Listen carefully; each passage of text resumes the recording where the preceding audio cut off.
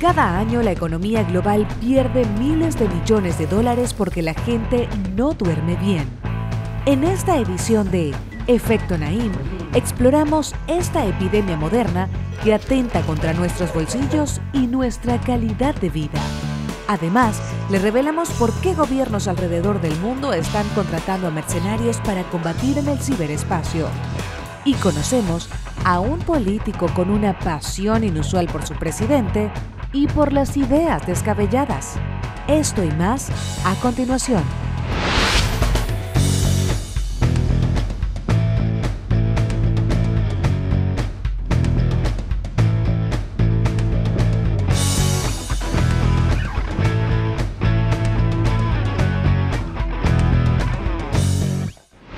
Bienvenidos, soy Moisés Naim desde Washington. Encantado de estar de nuevo con ustedes, como siempre.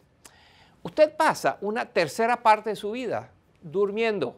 Según un estudio de una empresa consultora que se llama SensusWide, ese número es más que lo que pasamos compartiendo con seres queridos, con la familia, o sentados en el trabajo, o haciendo algún tipo de actividad física. Esto les podría parecer obvio, pero resulta que dormir es sumamente importante para la salud de los seres humanos. Mucho más de lo que creíamos. Perder el sueño, además, puede tener enormes costos, y no solo para la salud. Oiga este número, en Estados Unidos solamente el no dormir o dormir mal lleva la pérdida anual de más de 400.000 millones de dólares todos los años. Esto representa más del 2% del tamaño de la economía del país. Y hoy vamos a hablar de esto y vamos a explicar por qué y cuáles son las consecuencias. Vamos a estudiar el fenómeno del sueño y cómo entra en el mundo moderno. Vamos a entender y les vamos a explicar las consecuencias biológicas, las consecuencias para el individuo de dormir mal, pero también las consecuencias para toda la sociedad cuando la gente no duerme bien. Todas estas preguntas y otras muy interesantes vienen a continuación. Miren.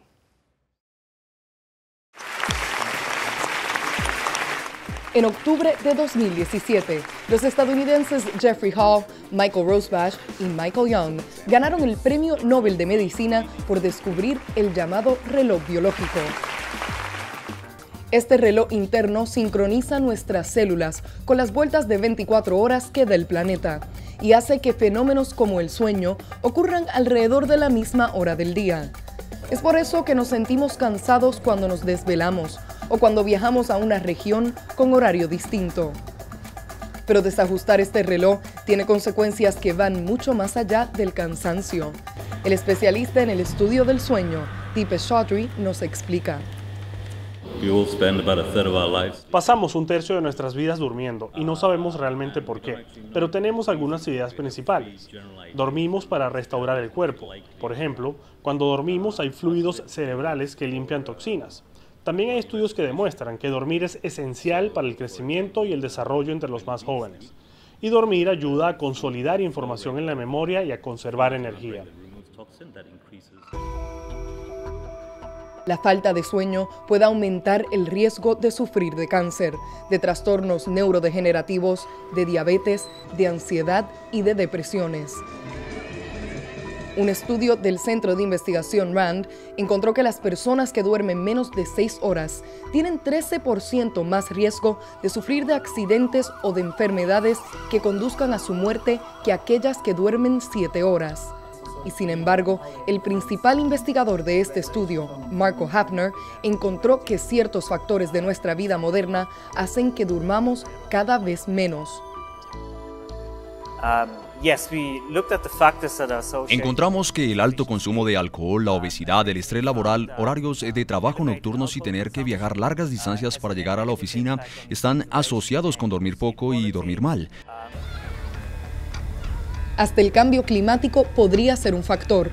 Un científico de la Universidad de Harvard encontró que el aumento en las temperaturas está afectando la calidad de sueño, sobre todo entre sectores más vulnerables de la población, donde el acceso a un ventilador o aire acondicionado no está garantizado.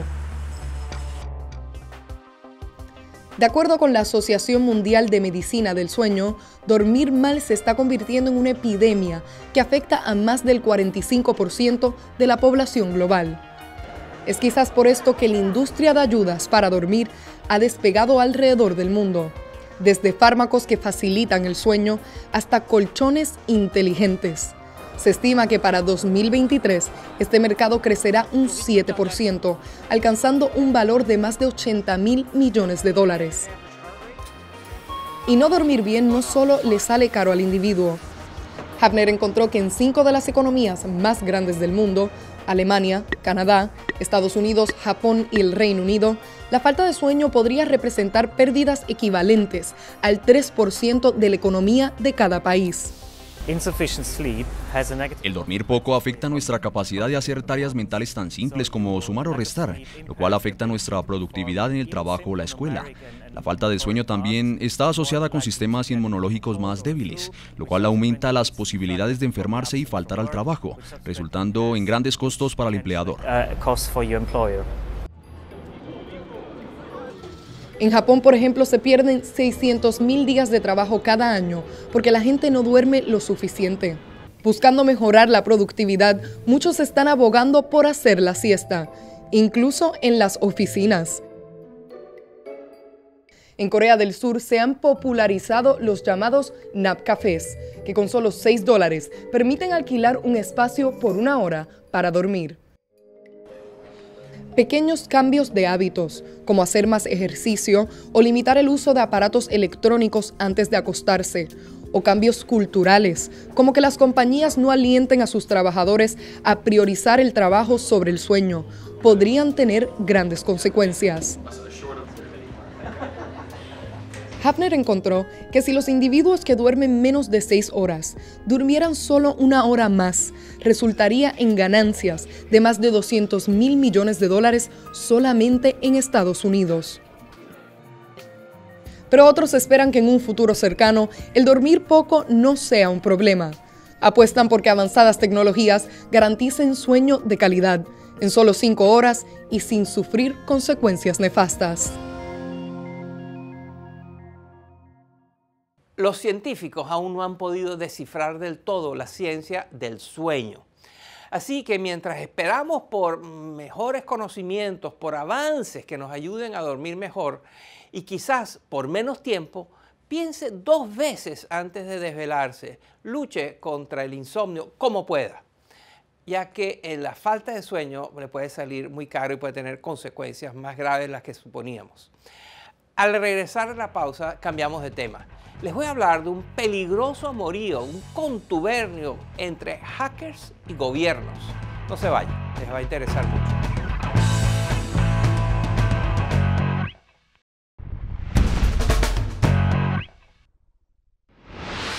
En diciembre del año 2014, un grupo de hackers se robó una gran cantidad de información confidencial de una compañía muy grande que se llama Sony Pictures. Ellos le exigieron a la compañía Sony que no iban a revelar sus secretos al mundo si los ejecutivos cancelaban el lanzamiento de una película que estaba haciendo Sony, que había hecho Sony, que se llama La Entrevista. Esta era una comedia que contaba la historia de unos periodistas contratados por la CIA para asesinar al dictador de Corea del Norte, Kim Jong-un. Luego de una extensa investigación, las agencias de inteligencia de Estados Unidos descubrieron que el responsable de este ataque cibernético había sido nada más y nada menos que el gobierno de Corea del Norte. Esto quizás es uno de los casos más llamativos, pero no es el único. Son muchos los gobiernos que contratan lo que mi invitado de hoy llama cibermercenarios. Estos expertos en computación cibernética y hacking que lanzan ofensivas bajo contratos de gobiernos, siempre de manera muy furtiva, muy misteriosa. Mi invitado de hoy se llama Tim Maurer y es el codirector de la iniciativa de ciberpolítica del Carnegie Endowment, un centro de investigación con el cual yo estoy asociado. Maurer acaba de publicar un libro en el que discute cómo gobiernos alrededor del mundo están aliándose con hackers para expandir su poder geopolítico. ¿Cómo funciona exactamente esta relación? ¿Qué consecuencias tiene todo esto? ¿Y qué nuevos peligros nos presenta para la seguridad del mundo? A continuación conversamos de todo esto con Tim Maurer. Mire.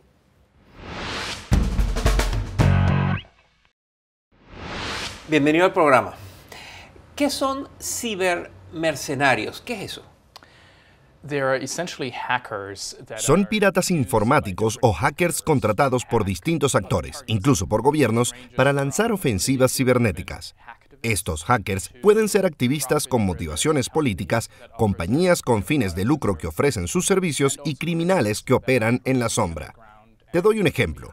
En 2012, la Guardia Revolucionaria de Irán, un organismo del gobierno, contrató a un grupo de hackers iraníes para que atacara a instituciones financieras estadounidenses. Otro ejemplo es una compañía llamada Hacking Team, que ofrece sus herramientas a distintos organismos de seguridad nacional, a veces para propósitos cuestionables. ¿Por qué los gobiernos subcontratan estas actividades a los cibermercenarios, como tú los llamas? ¿Por qué no lo hacen ellos directamente?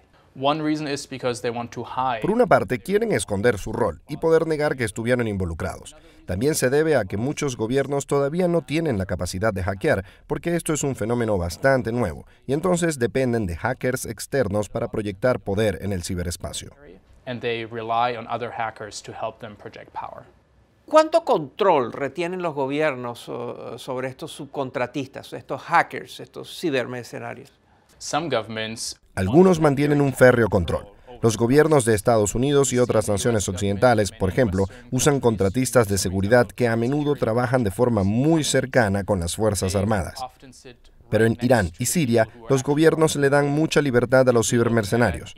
En antiguos países de la Unión Soviética, los gobiernos se hacen de la vista gorda y permiten ciertas actividades criminales a los hackers. Y luego trabajan con estos actores criminales cuando lo requieren por motivos políticos. ¿Qué países son los principales jugadores en este campo? Antes solía ser fácil identificarlos: Rusia, Estados Unidos, China, Israel y el Reino Unido.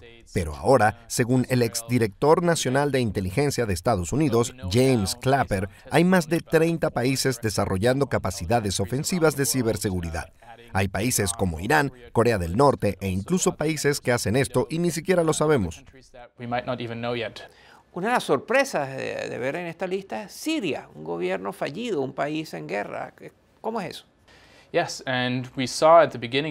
Sí, y lo vimos sobre todo al comienzo del conflicto en este país. Había grupos políticos muy activos como el Ejército Sirio Electrónico, que asumió responsabilidad por haber hackeado a la agencia de noticias AP. Los hackers publicaron un tuit desde la cuenta de este medio diciendo que la Casa Blanca había sido bombardeada, provocando incluso una caída en la bolsa de valores. Pero muchos de estos grupos han desaparecido, pues a medida que la guerra se ha intensificado, ha consumido a todo el país. Una de las áreas más sensibles de los ataques de los cibermercenarios es de las elecciones, es la interferencia en el proceso electoral. Lo vimos en el año 2016 en Estados Unidos, donde las agencias de inteligencia de Estados Unidos denunciaron que Rusia había intervenido en sus elecciones. ¿Es Rusia el principal jugador en esto de interferir en los procesos electorales de otros países o hay otros? Creo que hay otros actores y que el aparente éxito de los rusos y el hecho de que es barato lanzar este tipo de ataques podría incluso inspirar a otros. Por ahora, la mayor parte de los ataques se enfocan en Europa y en Estados Unidos, pero es un tema al que los países de América Latina le tienen que prestar más atención. Actualmente, hay un hacker encarcelado en Colombia que dice haber sido contratado por varias campañas políticas a lo largo de la región para el mismo tipo de operaciones que lanzaron los rusos en las elecciones estadounidenses. Lo que más me preocupa es que las desigualdades y tensiones políticas de los países latinoamericanos sean exacerbadas por hackers. Y para concluir, cuando piensas sobre el futuro de todo esto, ¿en qué piensas? Pienso que en los próximos años veremos a más gobiernos desarrollando capacidades cibernéticas ofensivas. Habrá más demanda por cibermercenarios y veremos más incidentes en la red, más ataques y posiblemente más interferencias en procesos electorales. Tim Borrer es un experto en ciberguerras, en hackers y en lo que está pasando en el mundo con respecto a esto. Acaba de publicar un muy interesante libro que se llama Cibermercenarios, el Estado, los hackers y el poder. Un libro muy interesante. Muchas gracias, Tim. Muchas gracias. Thank you. Y al regresar a la pausa cambiamos de tema. En nuestra popular sección de genialidades memorables les voy a contar la insólita historia de un político de Estados Unidos que tiene una gran admiración por Donald Trump.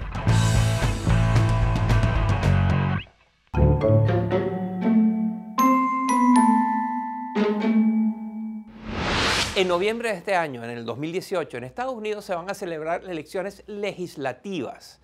Los votantes irán a las urnas para escoger a sus representantes en el Congreso. Y hay algunos candidatos que quieren imitar la inusual receta que llevó a Donald Trump a alcanzar el éxito electoral en el 2016. Gritos, insultos, divisiones y mensajes ofensivos. Algunos candidatos que han optado por seguir este modelo, por imitar a Donald Trump, han logrado recibir el apoyo de su mentor. Así es. El presidente ha manifestado su favoritismo por aspirantes, algunos de ellos bastante radicales, y lo ha hecho a través de su plataforma predilecta, Twitter. Él tuitea mensajes a favor de ciertos candidatos. Pero el genio memorable de esta semana es un candidato cuya pasión por parecerse a Trump resultó ser demasiado extrema, exagerada, incluso para Donald Trump. Miren.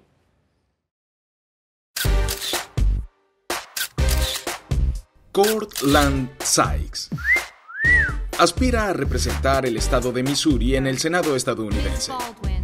Para su campaña, lanzó una publicidad con todos los ingredientes típicos.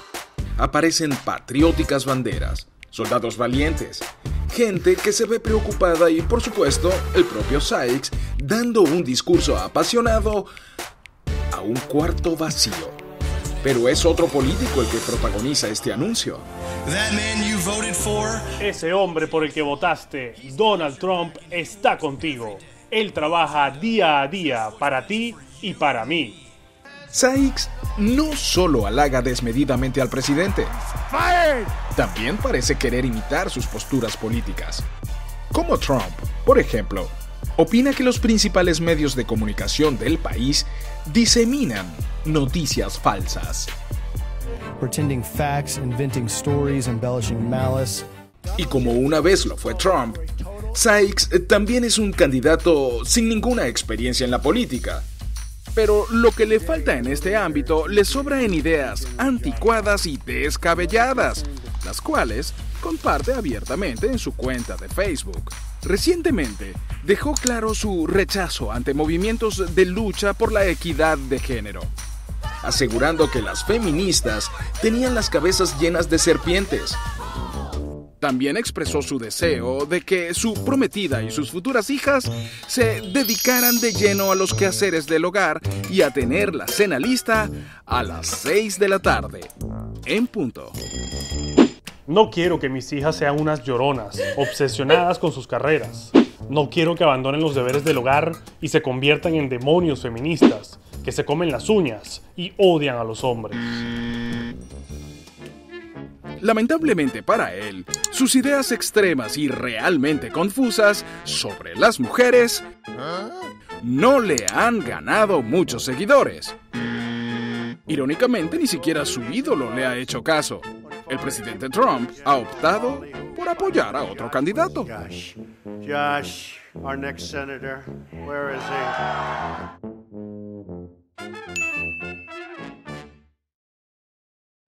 Hasta aquí la genialidad memorable de la semana. Si usted sabe de algún genio machista o de algún poderoso que haya dicho o hecho una genialidad memorable, por favor, compártala con nosotros. Use la cuenta de Twitter del programa @EfectoNaim o mi cuenta personal @MoisésNaim. Y para terminar el programa, hablemos de ministerios. Usted sabe lo que son. Son esas grandes oficinas dentro de un gobierno que se encargan de que el país funcione, de atender las diferentes actividades. Hay ministerios de educación, de relaciones exteriores, de comercio, de salud, etc. La lista sigue y sigue.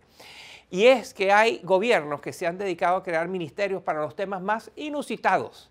Hoy les voy a revelar los más curiosos ministerios y oficinas de gobierno de todo el mundo. Miren. Statement, the Prime Minister. En enero de 2018, la premier británica Theresa May trajo un tema poco discutido al debate público. Loneliness doesn't discriminate. La soledad no discrimina. Nos puede afectar a todos. Y buscando ayudar a más de 9 millones de británicos a los que les falta compañía, el Reino Unido creó el Ministerio de la Soledad. Por su parte, el gobierno de Narendra Modi en la India se ha propuesto combatir el estrés con su Ministerio del Yoga.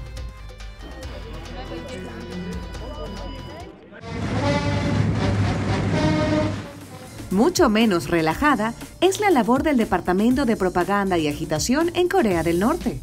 Dirigido por Kim Yo-jong, hermana del líder norcoreano, este órgano oficial promociona el culto a la personalidad y una ideología de aislamiento. La monarquía de Arabia Saudita quiere controlarlo todo, desde los horarios de oración hasta la longitud de la barba de sus ciudadanos. Y para eso, tienen el Ministerio de la Promoción de la Virtud y la Prevención del Vicio, con 4.000 policías a su servicio. Hay quienes optan por cargos muy específicos, como el gobierno de Mauricio Macri, que creó uno de 46 palabras. El coordinador de la Coordinación de Fortalecimiento de la Cultura Organizacional de la Dirección de Fortalecimiento de las Capacidades Institucionales de la Oficina Nacional de Innovación de Gestión de la Subsecretaría de Planificación de Empleo Público de la Secretaría de Empleo Público del Ministerio de Modernización. A los argentinos les vendría bien incorporar un Ministerio de la Simplificación, como el que existe en Italia, para desenredar un poco la burocracia. ¿Conoce usted de algún ministerio extraño que lo hayamos mencionado? Por favor, compártalo con nosotros. Mándelo a través de nuestras redes sociales. Y si quiere recibir todos los lunes en su correo electrónico lo mejor y lo más reciente de este programa, por favor suscríbase. Vaya a efectonaim.com y ponga allí su dirección de correo electrónico y sin costo alguno le mandamos el programa todas las semanas. Y hasta aquí el programa de hoy. Espero que les haya interesado. Gracias por acompañarnos. Nos vemos la semana entrante.